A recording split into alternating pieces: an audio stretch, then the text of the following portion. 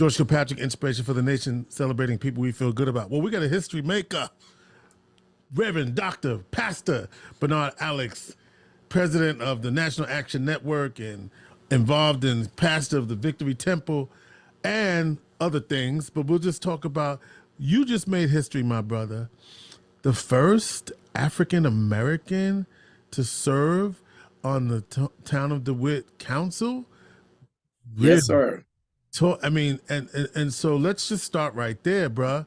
How you feel about that, and what was that like for you to decide that you're going to represent the town of DeWitt and be on the board, the town board, and also in the process by your very election in 2024, January 8th, as you put your hand on that Bible, assisted by your co-pastor, the Reverend Jan J. Alex. There you are making history. Go ahead. Wow. Well, thank you and good evening. Thank you, Georgia. It was a surreal moment. It really was. I was feeling all kind of ways. I was just real. I was excited. I was honored that sincerely the town of DeWitt, and I say town of DeWitt in its totality, obviously, because people voted, all those who voted were a representation of the town of DeWitt and even East Syracuse and or Janesville, because all of that crossover stuff. Right, a lot of people don't realize, that the village of East Syracuse is within the town of DeWitt, even though they have their own school district that is not within the town, because they, right. Yeah, okay. And Janesville and all that. But so just to know that they heard me, they listened, they saw, and they made a wise decision. They considered and they said, I'm going to do this. It was surreal. It was sort of melancholy because I was holding my father's Bible, or one of my father's Bibles. My father, as many African Americans in this area, came to Syracuse and landed in the 15th Ward with hopes of a better future, a better life. He did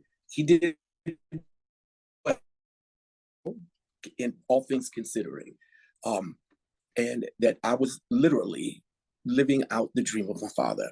I was not only my father, but so many. The town of DeWitt, in certain areas, had covenants where we couldn't even live. It was in the deeds, it's in the documents, and that now here I am standing, swearing to uphold and to support and to engage all of the verbiage, the town of DeWitt. With Gus Alex's Bible, right? With my daddy's Bible, yes. That was a moment. It really was. And of course, you're not stranger to DeWitt politics because you serve on the police commission for the town. And so, you got your feet wet. It wasn't like you just woke up one day. And while you're not on the school board, you've been very active. Right? School board. Right. So you've been around the block over in DeWitt, right? In DeWitt. Right. So it's not, and so why was it important for you to run? I mean, I know that sounds like a rhetorical question, so let me say it a different way. You needed to run, right? Because representation matters. And so how, with all the stuff you have on your plate, right? It's not like you wasn't busy. Okay. That part. All right. That part, period. So you talk to me about and I think I'm gonna just add this on my plate too. I stop sometimes and say, what have I done, man? Because it was like literally within minutes of saying, congratulations, board meeting. I was like, right there, it was work time. It was time to go to work. So yeah, I've been involved. I am involved in the town of DeWitt. And why would I do that? Well, the one woman in DeWitt that I think you cannot say no to, Linda Irvin, that most people cannot say no to, as we affectionately, many of us call her Aunt Linda, because when she calls, with that smooth, even tone, and she'll start talking, and before you realize it, you're going, yes, okay. And because she talked to me, we had a conversation about, her retiring. And she asked me, so what are your plans? I'm like, not that. Not counting. I didn't even, that wasn't even something that I thought about. Right. And so then she said, okay, moved on. And then she came back and she says, well, Karen Doctor is not going to run for re-election. And Karen would like to endorse you. And I would like to endorse you as well to run in to go for that seat. I said, are you serious? She's like, you know what? You're needed. Your voice is needed. As you said, with the school district, my involvement with the school district, it was some very push. It was a push in that for a lot of people, and I don't say that in a controversial way, because I don't fault people. I know some persons may not get this, but I don't fault people for what they don't know. If you don't know, you don't know. Right. But once you know, you're then held accountable to do some things. And there have been historically some things that have been shared, given to the school board and to the other entities of government within the town of DeWitt, and there's been little to no change. And so my push in, even with the school district, was to say, these things. These are things that I'm not telling you anything that has not happened. That has not happened to young people that have been in this district, who have graduated, gone on to college, and some have even said that they don't even want to come home and visit their parents because of what they went through while they were in high school. How does that sound? Imagine your son saying, I ain't coming back to Syracuse because I don't want to see anybody that I went to high school with, or an instructor, or what. I mean, that was saying something. And so I said, well, the only way that I know I'll be sure to be able to make an impact in a totalitarian kind of way is, okay, Linda. All right, Karen, let's do this.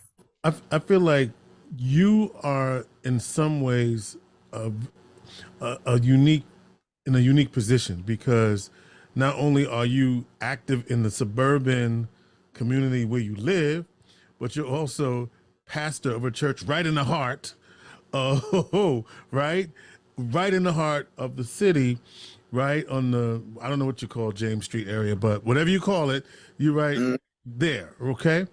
And so, and then of course being president of National Action Network. So you got the heart of the city issues as well as trying to advocate for the community where you sleep, okay? If you ever get to sleep at all, okay? And so from that vantage point, what do you hope to accomplish on the town board? Like, in other words, whenever your term is up, what would you like to say? This is what I did, and this is what I'm advocating for, and I ain't gonna rest until that happens. Because with all the things going on, you've been in it, right? Even with the protests of 2020, you were marching in the summer with the kids. So, and now of course National Action Network. We'll talk about that in a minute. But what do you hope that what's the one thing? If I get off this board, when I get off this board, this happened because I was here. Yeah. Well, what I would like to see is that, as you said, I made history. The first 188 years. 188 years. There has been not one person of color, let alone, then they got, and of all, the first one they gonna get me, I know it was like, of all ones we gotta get him, straight off the rip, we gotta get Alex. Yeah. But I don't want to be the last. I am not going to be the last. I am committed to getting representation of the global community of DeWitt involved in the operations of DeWitt. Global. DeWitt is a representation of all people, all faiths, all genders, all orientations, all live, operate, buy, shop, live near each other, educate, worship, all together. It makes no sense. It doesn't make sense, good sense, that government doesn't look like that. For 188 years. So I am going to start looking to the left, to the right, and tapping people and saying, don't you want to be on this commission? Or how would you like to serve on this board? Because there are opportunities, as I did, to become engaged. It needs to happen. And that's what I want to do, as well as some other things. But that most definitely needs to happen. Let me ask you real quick. But Shopping Town, though. Can we do something with Shopping Town, bro? Come on. You know what? You said it earlier. You got the city of Syracuse, you got the town of DeWitt, you have the county of Onondaga. Right. Shopping Town is not owned by the town of DeWitt. We don't own it. It's not ours. It's owned by Onondaga County. Onondaga County is the owner. They are going to become the ones that are going to have to move this a little bit by, if it is eminent domain, if it is by some push of the judicial system to get something to happen, it's going to be with and by the county of Onondaga. Well, what is the town of DeWitt's involvement? Our involvement was passing and moving legislation so that it could be built, so that it can become multi-dwelling in the height and the size and all of those things. We've done our part. We are doing our part in that. But the actual development and the movement of it, all of that is, that's over with Nodesia and all of those, And would you say that's your problem? Let me ask you quickly about National Action Network and your role there, and what you hope is accomplished through your leadership, and what you need from the community with the time we have. My time in the National Action Network has been probably one of the most rewarding things I've done in a social justice work in Syracuse, because it has shown me, in all sincerity, that we are better together. We represent not just people of African American descent, but we are of the diaspora. We have all people, and we have allies. And I'm pleading and asking for people to become engaged with the National Action Network, not just simply for the sake of numbers. We need workers. We need workers because we have committees. We have an education committee. We have a public policy committee. We have a health and housing. We have all of these areas. So wherever your interest is, there's some things that can be done. And it is not about the protests, but it is about the process. The process sometimes requires protest, but it is about the process to make things equitable, accessible for all people. So like this January 27th, we're having a Saturday action day, and we're having the Syracuse City School Superintendent, Tony Davis. I'm trying to say his whole name, Anthony Davis. I was about to say Anthony Davis, excuse me. And that's going to be at the Victory Church. I'll send you the flyer, and you can go to the National Action Network on social media and find it. It is free. It's a time for us to come and talk about how we better together as a community can make a difference with our children. I know you have meetings. When are the meetings? Our meetings are on Saturdays at 10 a.m. at the Well of Hope Church. You can call in, virtually you can call in, and/or we are in person. Oh, okay. So it's streaming, so you can actually participate Most that definitely. way. Yep. What do you want to say to the community about all this work you're doing, and where we need to go from here? First, I'd like to say Syracuse. I thank you. I have been poured into by some phenomenal people. People, oh man, like a Van Robinson, like I better not start calling names. I'm gonna forget some people, but people who have poured into me, who guided and helped to develop me. So I say, Syracuse, I thank you. And now we need to come together. We do. We got to work this thing because it's a critical time now. Things are going to start happening fast. 81, Micron, Shopping Town, whole lot of stuff will start happening real fast. And we got to be ready. We can't sleep on this one. We cannot become polarized. We got to stay united. We're better together. Lastly, when you think about who you have become as a person, did you vision this life for yourself? No, man. I was not supposed to be in Syracuse at this age. I was supposed to be somewhere writing, doing curriculum and writing and doing singing and being up on that. That's what I was supposed to be doing. But I guess, the one that hired me, the big God, said, no, I need you right here. It's so funny. I do have to go, but I'll say this.